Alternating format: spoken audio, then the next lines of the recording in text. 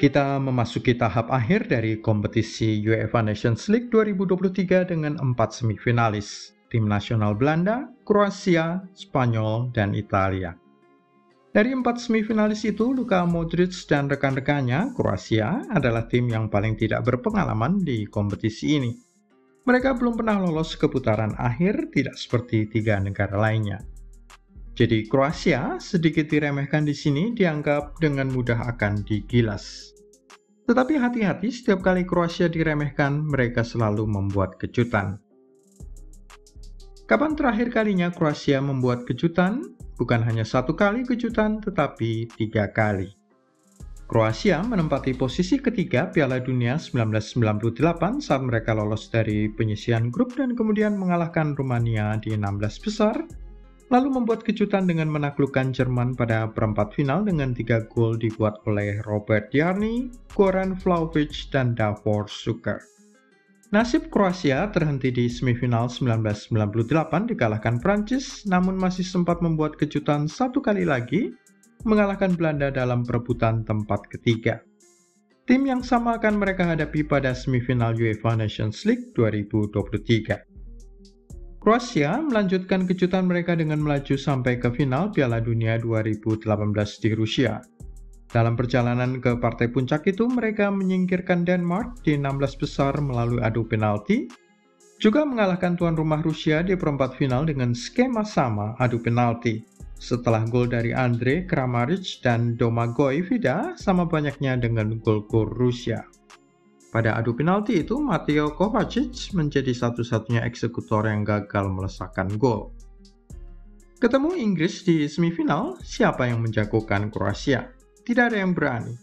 Tetapi 1 kali lagi Ivan Rakitic dan rekan-rekannya mengejutkan seluruh dunia dengan 2 gol dari Ivan Perisic serta Mario Mandzukic. 2 gol itu membalaskan gol cepat dari Kieran Trippier menit ke-5. Mereka melaju ke final Piala Dunia 2018, namun sayangnya gol bunuh diri dari Mario Mandzukic menit 18 merusak upaya tim dengan 2 gol berikutnya dari Ivan Perisic. Selain penebusan kesalahan dari Mandzukic, gagal menandingi gol-gol Antoine Griezmann, Paul Pogba, dan Kylian Mbappe. Apakah sudah selesai di sini kejutan Luka Modric dan rekan-rekannya? Masih berlanjut ke 2022. Kroasia lagi-lagi tidak diunggulkan saat Piala Dunia 2022.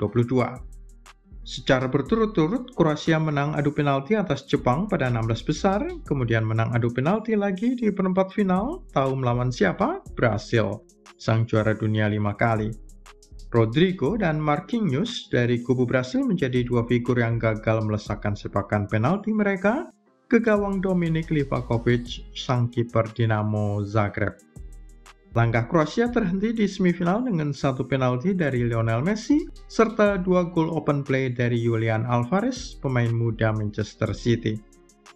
Namun penampilan 3 kali di ajang Piala Dunia sekaligus memperlihatkan kelemahan utama dari pasukan Zlatko Dalic ini.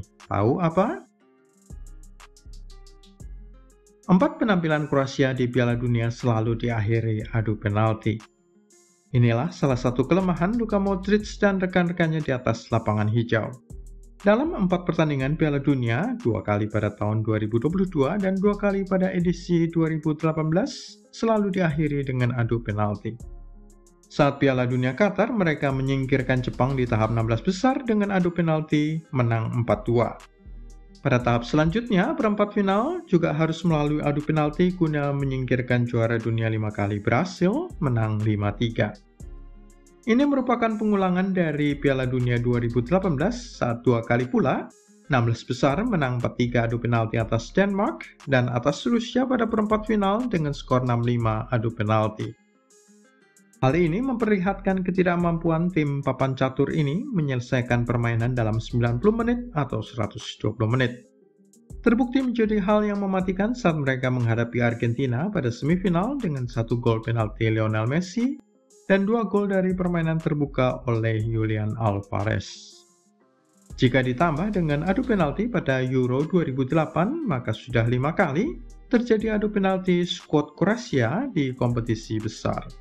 Pada perempat final 2008 itu, mereka dikalahkan Turki 2-4. Lalu apa artinya itu bagi calon lawan di semifinal 2023 Belanda?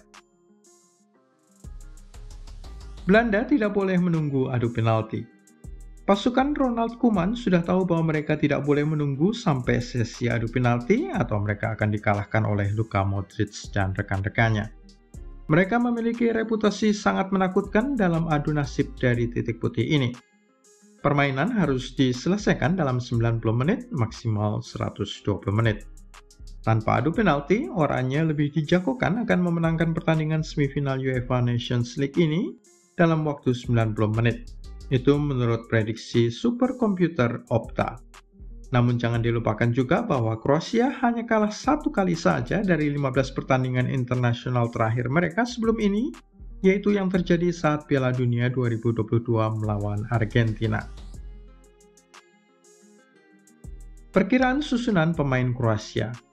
2 pemain penting akan hilang dari skuad Zlatko Dalic. Joško Gvardiol tidak akan bisa bermain akibat cedera pangkal paha, yang berarti bahwa Josip Sutalo dan Martin Erlich mungkin akan mendapatkan kesempatan tampil perdana bagi tim nasional.